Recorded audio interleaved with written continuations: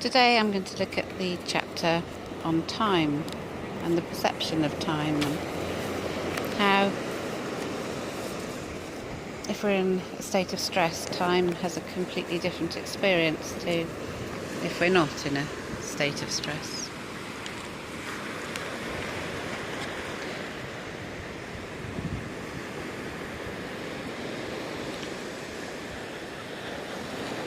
Time is eternal.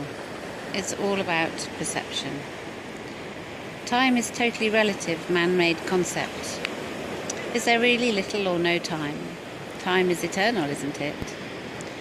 In the parasympathetic nervous system, there is time. Time is eternal, and things will come to be when they come to be. There is no need to rush.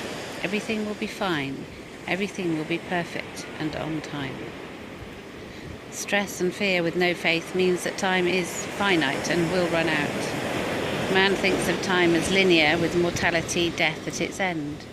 The perspective of life beginning as a baby, growing up, becoming a child, teenager, adult, leading on to aging and becoming old, and death is a timeline of life for many. However, is this true? Is it fact? And does it need to be like this? Time can be viewed differently.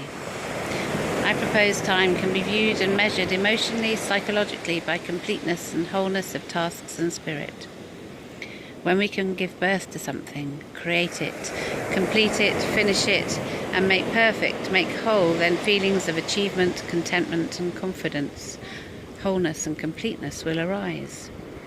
These in turn create positive energy in us, which energizes and enthuses us from our very being, resulting in fulfillment, happiness, faith and confidence.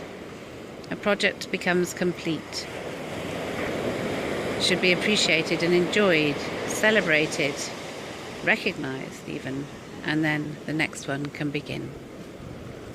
Time as a whole, not as linear. These in turn give confidence and happiness for fulfillment.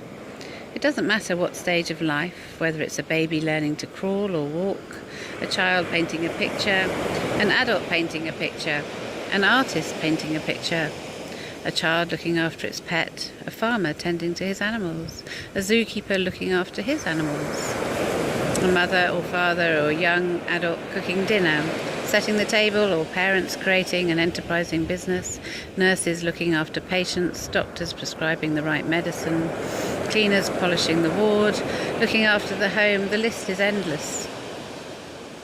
It is by completion of the creations that we find fulfillment. By a doctor helping someone to get better, by a dustman removing our rubbish, by a dentist removing the tooth that is aching, by the assistant cleaning his instruments, by a teacher imparting knowledge to activate the pupils' learning and seeing where they can go with it, by the cooks cooking school dinners, by the surgeons operating to save a life and the nurses' follow-up care.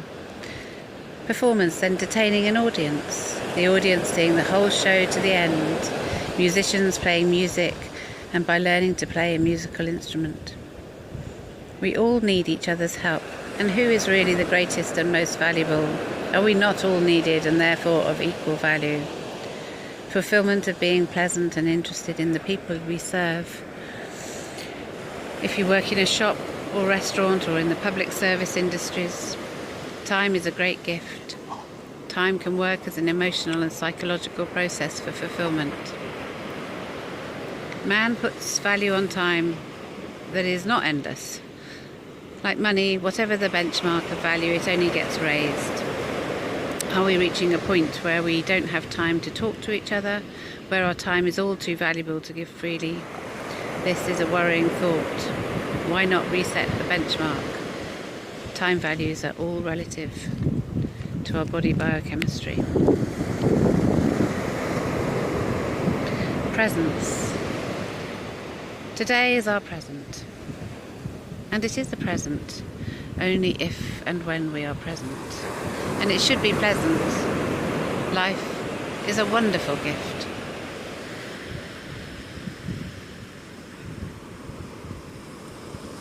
Filmed on Gran Canaria, December 2017.